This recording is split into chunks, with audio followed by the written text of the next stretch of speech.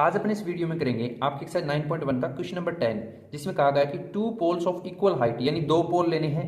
एक मान लीजिए आपका ये पोल है और अनदर आपका ये पोल है। दोनों की हाइट क्या है? इक्वल है। ओके, तो इस पोल को मैंने नेम दे दिया मान लीजिए ए और B.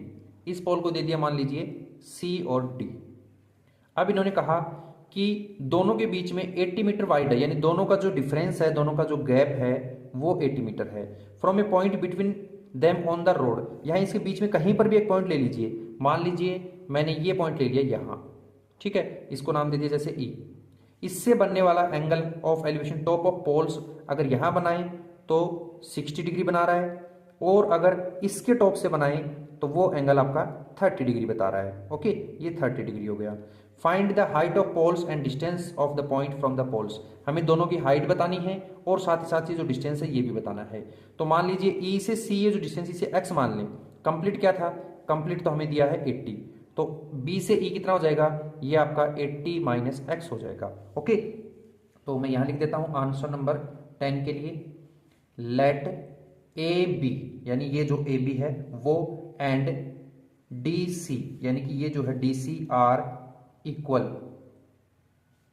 Poles with height h। इसको अपन ने लेट किया कि इनकी हाइट h है। ओके, यानी h ही ये और h ही ये रहेगी। जहां पर एक ट्रायंगल है ये 90 डिग्री बता रहा है, दूसरा ट्रायंगल ये 90 डिग्री बता रहा है ना। तो यहां एक बार पहले 60 डिग्री वाले के ले लेते हैं। इन ए ट्रायंगल ई सी और डी, यानी ई सी डी ये वाला जो है, इसके अंदर और इसके अंदर दोनों में एक में आ रहा है, इसलिए tan का ही यूज लेंगे। tan 60 डिग्री इजिकल टू क्या होता है? हमने पढ़ा है पंडित बद्री प्रसाद हर हर भोले, यानी P बाय B, ये tan की रिलेशन होती है। तो परपेंडिकुलर अपॉन में बेस, तो 60 के सामने वाला क्या होगा? परपेंडिकुलर। बेस अपना ये रहेगा EC, तो यहां पर परपेंडिकुलर क्या लिख देते हैं? ये लिख दिया CD अपॉन में बेस यानी कि EC, तो ये लिख दिया EC। ओके, tan 60 की वैल्यू क्या होती है? tan 60 वैल्यू होती है √3। कितनी होती है? √3, तो इसे लिख देंगे √3 इजिकल टू में CD, यानी C से D कितना है? H, ये अपने लेट किया था, अपॉन में EC, E से C कितना है?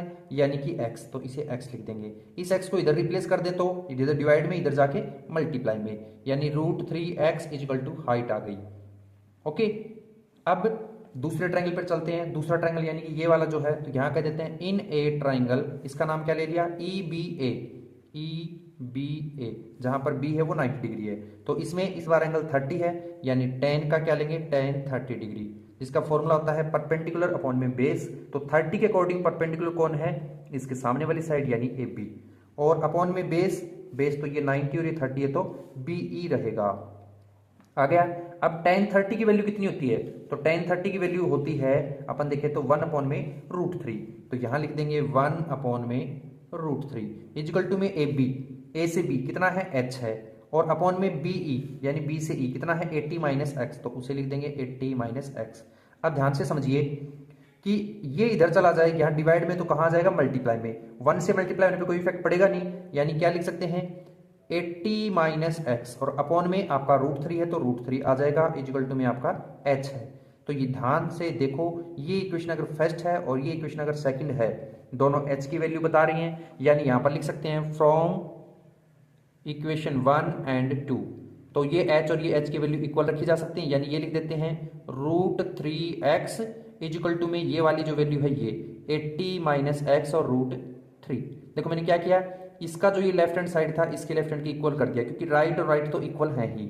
अब देखो √3 इधर डिवाइड में, इधर चला जाए तो मल्टीप्लाई में, यानी ये इधर जाएगा तो √3 से मल्टीप्लाई होगा तो √2 हो जाएंगे कैंसिल। क्या लिख सकते हैं? √3x इंटू √3 और इजिकल टू में 80 माइनस एक्स है ही, रूट से रूट कैंसिल, यानी 3x आ गया इजिकल टू में 80 माइनस एक्स है।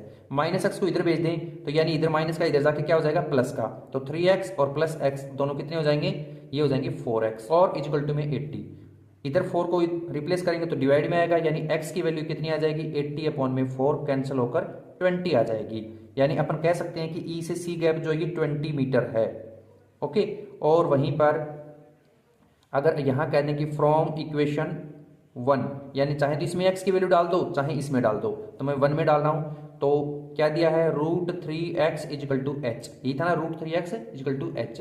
तो यहाँ रखेंगे तो क्या आ जाएगा, √3 इंटू एक्स की वैल्यू 20 यानी 20h आ गया, h की वैल्यू आ गई 20√3 मीटर बोल दो। इसी तरीके से हमें ये भी निकालना है। नाउ बीई बता देते हैं, बीई कितना है 80 माइनस एक्स यानी 80 माइनस एक्स, तो 80 का 80 लिखा माइनस एक्स, एक्स की वैल्यू तो आपकी 20 आई है उसे रख दीजिए। तो बीई कितना आ गया, ये आ गया 80 में से 20 माइनस करें यानी कि 60 मीटर। ओके, तो इस तरीके से अपन ने इनका गैप निकाल दिया, हाइट ऑफ पोल भी निकाल दिया। तो यहां पर कह देंगे hence height of poles is कितनी है 20√3 मीटर, 20√3 मीटर। वहीं पर distance of point from pole DC, DC pole कहाँ है, ये वाला, इसके साथ डिस्टेंस कितना है, तो आपने देखा ये वाला डीसी का जो एक्स था, एक्स का मतलब 20, तो 20 मीटर।